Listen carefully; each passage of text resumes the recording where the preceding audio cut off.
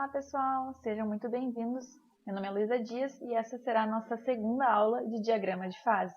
Na primeira aula, então, nós fizemos uma revisão a respeito de alguns assuntos e algumas definições muito importantes que a gente vai utilizar ao longo da nossa aula de diagrama de fases, como a questão do soluto, do solvente, relembramos os tipos de misturas e também descobrimos quais são as informações que nós conseguimos obter através do diagrama de fases, usando alguns exemplos mais fáceis de lidar. Na aula de hoje, então, a gente vai estar vendo o diagrama de fases cobre-níquel. Mas que tipo de mistura nós temos quando a gente mistura cobre e níquel? A mistura cobre-níquel é uma mistura homogênea, e isso significa que, independente da quantidade, ou seja, da proporção de cada elemento que nós tivermos, a gente sempre vai ter uma mistura homogênea, a gente vai estar sempre trabalhando com apenas uma única fase. E isso fica claro quando a gente começa a observar o diagrama de fases em questão. Então, aqui a gente tem um diagrama cobre-níquel exposto na tela e a gente pode verificar algumas coisas que são bastante importantes, que a gente inclusive já falou na aula anterior, na aula 1. Então, a primeira delas é a temperatura, que aqui nesse caso está variando em graus Celsius, e aqui no eixo X a gente tem a composição. A composição, nesse caso aqui, está sendo dada em percentual de peso de níquel. Então, quando a gente observa aqui que está variando de 0 a 100, é de 0 a 100 níquel. Então, quando a gente tem 0, a gente não tem nada? Não é isso que quer dizer. Quando a gente tem 0% de níquel, a gente está trabalhando com 100% de cobre. Lembra, é um diagrama binário, então a gente tem dois elementos sendo analisados aqui. A gente só está fazendo referência de um, o outro é consequência disso. O diagrama cobre-níquel é um diagrama isomorfo, e isso significa que os elementos que a gente está trabalhando são completamente solúveis um no outro, independente da composição. O diagrama ele é composto por regiões delimitado por fronteiras. Tá? Então, as fronteiras delimitam as regiões onde a gente vai ter determinada fase ou fases. Se a gente observar nesse diagrama, a gente tem aqui, independente da composição, abaixo dessa primeira linha vermelha aqui, a gente tem apenas uma única fase representada aqui por alfa. A gente vai ver posteriormente o que isso significa. Mas a gente tem aqui uma única fase. Então, independente da composição que nós temos, se a gente está trabalhando com 20% de níquel, 80% de cobre, 60% de níquel, 40% de cobre, e assim por diante, sucessivamente, a gente está sempre trabalhando com uma fase, uma única fase. Porque os átomos do elemento que a gente está adicionando, eles se distribuem em solução sólida. E a gente tem, por consequência, para essa situação, uma mistura homogênea, como a gente já falou. Como a gente viu, então, no diagrama, a gente tem algumas linhas para delimitar, então, essas regiões. Então, a gente tem a linha líquidos, a linha sólidos e a linha solvos. A linha líquidos e a linha sólidos, elas estão presentes no diagrama de fases binário cobre-níquel. Então, eu não vou entrar aqui na explicação delas, porque eu vou apresentar elas para vocês diretamente no diagrama. Eu vou apresentar aqui para vocês a questão da linha solvos. A linha solvos, ela é uma linha que vai representar o limite de solubilidade daquele solvente. Então, no momento que a gente cruza uma linha solvos, a gente vai ter o limite de solubilidade ultrapassado e assim a gente vai ter a precipitação de uma nova fase. A gente vai ver isso no diagrama da próxima aula e a gente vai retomar isso rapidamente para a gente então entender direitinho o que é a linha solvos. Observando então aqui no diagrama, a gente tem a linha líquidos e a linha sólidos. O que a linha líquidos nos diz? A linha líquidos é a linha acima da qual existe apenas a fase líquida. Então, acima dessa linha aqui, que a gente tem no nosso diagrama, a gente vai ter somente a fase líquida. Já a linha sólidos, por consequência, vai ser aquela linha que delimita a região sólida. Então, a definição da linha sólidos é a linha abaixo da qual existe apenas a fase sólida. Então, no momento que a gente cruza essa linha sólidos, a gente vai ter apenas a fase ou fases sólidas. A gente viu então que a gente pode ter uma série de situações nos nossos diagramas de fase. Então, quais fases a gente encontra e como elas são representadas no nosso diagrama. As fases sólidas homogêneas vão ser representadas por letras gregas. O primeiro sólido é o sólido alfa, o segundo o beta e assim por diante, seguindo o alfabeto grego. Quando a gente está trabalhando com fase ou fases líquidas, essas fases elas vão ser representadas pela letra L. Então, se a gente tem mais de um líquido, né, ou seja, fases distintas de líquidos, a gente vai estar usando, então, números para identificar, L1, L2 e assim sucessivamente. E a gente pode encontrar, então, regiões que contêm mais de uma fase, ou seja, que são regiões de uma mistura heterogênea de fases. E essa região, então, ela vai ser sempre indicada pelo sinal de positivo. Então, a gente pode ter uma região em que a gente tem um sólido e um líquido. Esse sólido e esse líquido podem ser, então, chamados de alfa mais L, né? Porque se a gente está trabalhando só com um tipo de líquido, esse líquido vai ser o líquido L. Então, alfa mais L, ou dois sólidos, a gente vai ter uma situação que vai ser descrita por alfa mais beta, ou alguma outra representação de letra grega. Ou então a gente pode ter até mesmo dois líquidos presentes para uma mesma composição e temperatura. Então a gente vai ter uma mistura heterogênea de líquidos, tal qual água e óleo, por exemplo. E essas fases então vão ser identificadas por L1 e L2. Então nós vimos que no diagrama de fase a gente consegue determinar uma série de informações bastante importantes, pertinentes, quando a gente está querendo conhecer o material que a gente está trabalhando.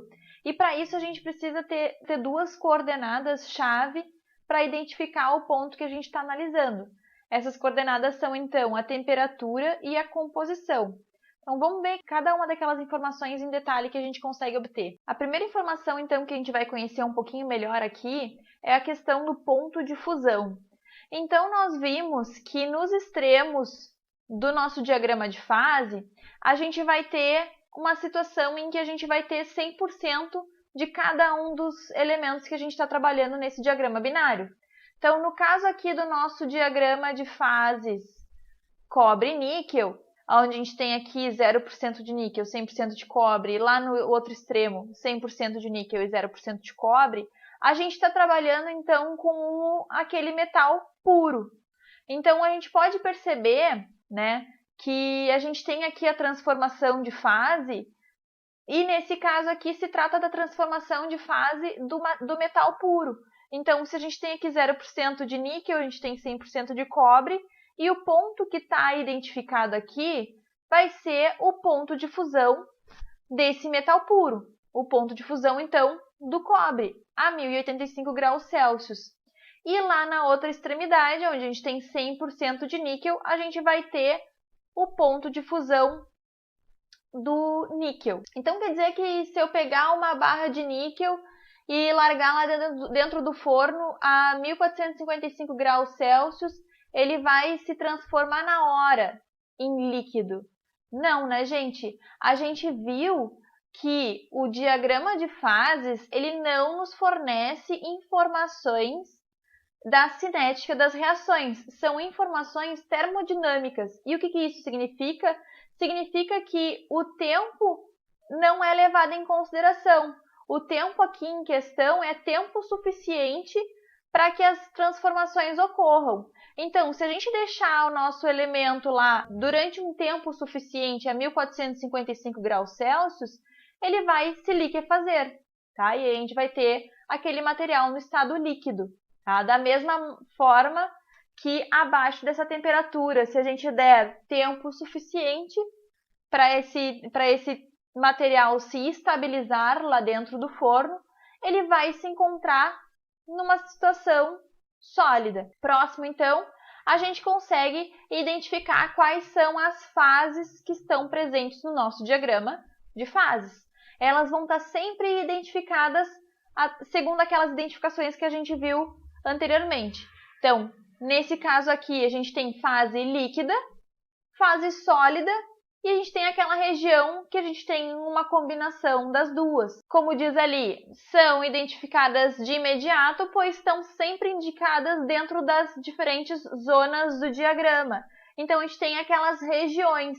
Então, acima da linha líquidos, a gente tem a região de líquido. Acima da linha sólidos, a gente tem a região de sólido, alfa, nesse caso. E entre essas linhas, a gente tem aqui uma região que a gente tem uma mistura heterogênea, que é a mistura alfa mais líquido. Com relação à composição de fases, então, é muito importante que a gente observe em que região nós estamos analisando, tá? Porque a gente vai ter duas situações. A situação A, onde a gente se encontra num local com apenas uma única fase, e uma situação B, onde a gente vai ter mais de uma fase no ponto em questão. Então, vamos analisar por partes. Vamos pegar um exemplo aqui, então. Quais são as fases presentes e suas composições para uma liga cobre-níquel contendo 40% de cobre a 1.100 graus Celsius? Tá? Então, um exemplo bem facinho. Vamos lá identificar onde que a gente tem 1.100 graus Celsius. Temos aqui 1.100 graus Celsius. E é onde a gente tem 40% de cobre. Tá? Então, ali está identificado, cobre. Aqui tem 60, mas é 60% de níquel. Então, o complementar é o cobre, 40% de cobre, tá? Então, vamos observar em que região que a gente está. A gente está aqui abaixo da linha sólidos. Então, lembra que a gente disse, abaixo da linha sólidos, a gente tem apenas a fase sólida. E nesse caso aqui, apenas uma única fase sólida. Então, nessa situação, a composição da fase, já que a gente só tem uma, é 40% cobre, 60% níquel. Agora, quando a gente está analisando uma situação onde a gente tem mais de uma fase, a gente tem que ter um pouquinho mais de cuidado, tá? Então, aqui vamos pegar um segundo exemplo.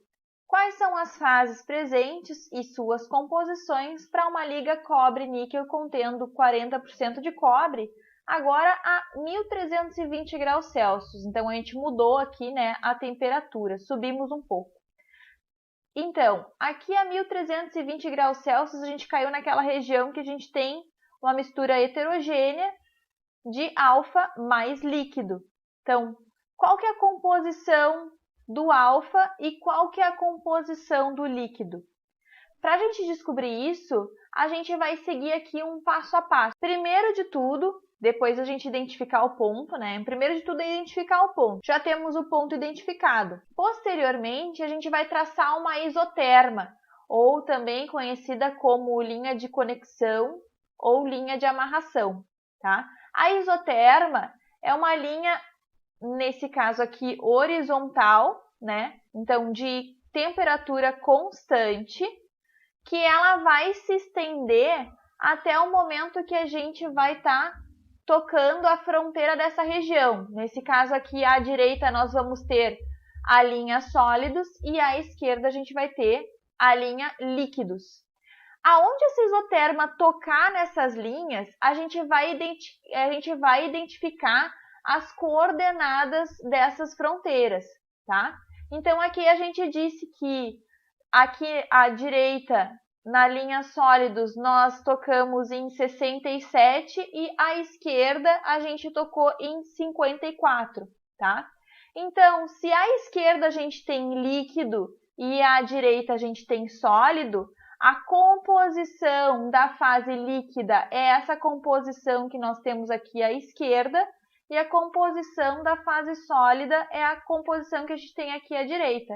Então, fase sólida, 67% níquel, 33% cobre, e fase líquida, 54% níquel, 46% cobre. Importante lembrar, pessoal, que aqui essas medidas, entre aspas, que a gente tem 67, 54, são medidas aproximadas. Então, a gente vai estar observando ali e mais ou menos indicando que, então, por exemplo, temos aqui 50 e o 60. Então, a gente disse que é 54 porque está aproximadamente na metade, mas um pouco antes. A mesma coisa aqui o 67, tá? Então, são medidas que nós vamos dizer. Por isso é muito importante que a gente faça isso. Então, se vocês estão fazendo um exercício, é muito importante que vocês façam esse passo a passo e apresentem, demonstrem esses resultados. Da onde vocês tiraram cada uma dessas informações? Então, a gente viu que o diagrama de equilíbrio de fases ele vai nos auxiliar a prever a morfologia da microestrutura quando aquele sistema que a gente está analisando for atingir o equilíbrio, né? Então, a gente não leva em consideração a cinética das reações. Então, quando a gente analisa o desenvolvimento da microestrutura, a gente está observando o resfriamento para cada composição e como essa microestrutura está variando na medida que a gente vai atravessando aqueles limites, né? As fronteiras de cada região do diagrama.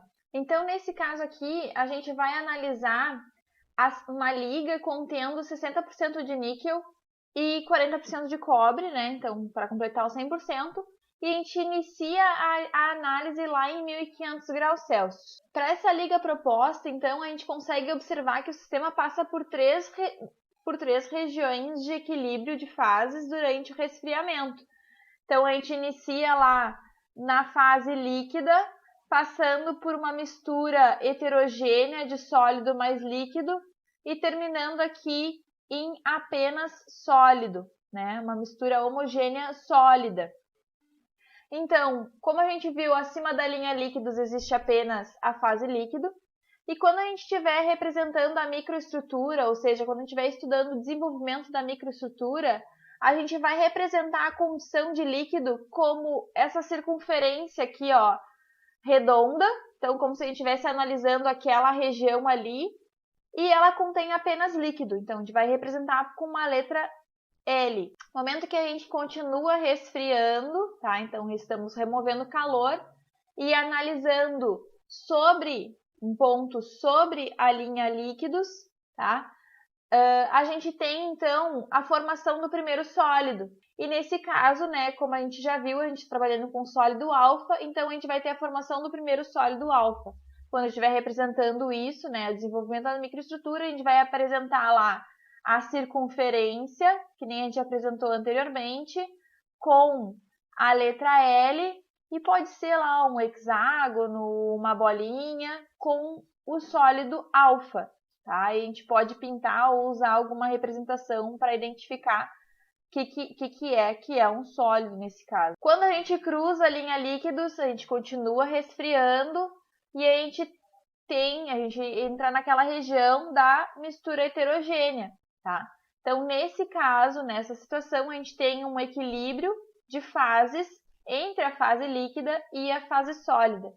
Então, quando a gente está representando isso, a gente vai continuar representando aquela circunferência e a gente vai aumentando o número de sólidozinhos, porque à medida que a gente vai resfriando, a gente está diminuindo a quantidade de líquido nessa liga e aumentando a proporção de sólidos. E o processo de solidificação continua, à medida que a gente vai removendo temperatura, vai tirando calor, né, vai resfriando esse sistema, a gente atinge a linha sólidos, né? Então, quando a gente está sob a linha sólidos, então a gente está em cima, exatamente em cima da linha sólidos, a gente tem uma grande quantidade de sólido, mas ainda assim a gente tem líquido, porque a gente sabe que a definição de linha sólidos diz a linha abaixo da qual existe apenas a fase sólida. Então, em cima da linha, ainda temos uma quantidade muito pequena de líquido, mas ainda temos líquido.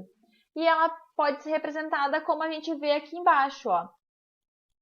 A circunferência quase completamente preenchida de sólidos, mas temos aqui uma região de líquido ainda. E no momento que a gente ultrapassa a linha sólidos, a gente tem um sistema composto apenas pela fase sólida. E esse sólido ele pode ser tanto policristalino, ou seja, aquele sólido que se cristalizou em vários grãos, ou monocristalino, que é o caso de um sólido que se cristalizou contendo apenas um único grão. Então, vou deixar aqui para vocês um tema de casa para a gente fazer essa análise completa, tá? Utilizando o diagrama de fases água e açúcar. Então, a gente tem lá o diagrama de fases água e açúcar, que a gente já analisou ele na aula passada. E para esse diagrama, a gente vai analisar a seguinte situação. Então, temos a temperatura de 20 graus Celsius. Então, vocês vão traçar a isoterma aqui, ó, a 20 graus Celsius. Para a composição inicial de 25% de água. Tá? 20%, 25% de água. Então, aqui a gente tem o primeiro valor é açúcar, o segundo valor é a água, tá? E aí vocês vão analisando depois, se vocês quiserem conferir o que eu analisei, os dados que eu retirei, vocês podem ver lá no material de aula que foi disponibilizado para vocês, com esses slides. Certo? Muito obrigada, então, pela atenção de vocês até aqui. Espero que vocês tenham gostado da aula. Se vocês ficaram com alguma dúvida, manda um e-mail para prof.luisasdias@gmail.com. Vejo vocês na próxima aula. Tchau, tchau!